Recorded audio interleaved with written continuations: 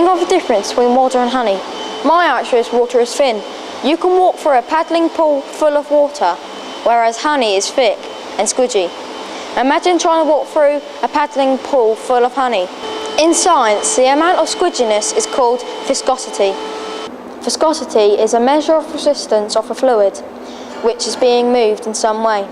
In everyday terms, viscosity is squidginess.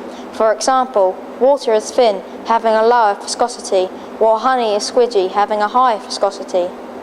Viscosity describes a fluid's internal resistance to flow and may be thought as a measure of fluid's friction. So why is viscosity of a liquid important? Sometimes a lower viscosity is needed, such as the fuel that gets pumped from the petrol tank into the car engine. If it was too viscous, it wouldn't be able to move quickly enough. At other times, a higher viscosity is needed, such as the oil that keeps the engine parts moving smoothly. If it wasn't viscous enough, it would keep running to the bottom of each part instead of lowering the friction on the whole surface. So let's look at viscosity of different liquids. Can you try to work out how many seconds an air bubble would take to travel through each of these liquids?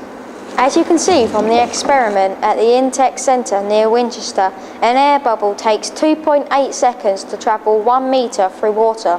The bubble in liquid paraffin took just 1.5 seconds, meaning that its viscosity is much lower than that of water.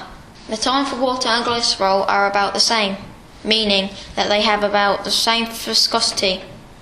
Washing up liquid takes 4.6 seconds. Obviously this has a slightly higher viscosity. Engine oil takes 25 seconds and engine oil additive takes a massive 70 seconds. This means that both have a much greater viscosity than water. As a final thought, the word viscosity comes from the Latin word viscum or mistletoe. A viscous glue was made from mistletoe berries and used on lime twigs to catch birds. Is that where the Christmas tradition of boys kissing girls under the mistletoe comes from? Not that I'll go in for that sort of thing. On that thought, back to the studio.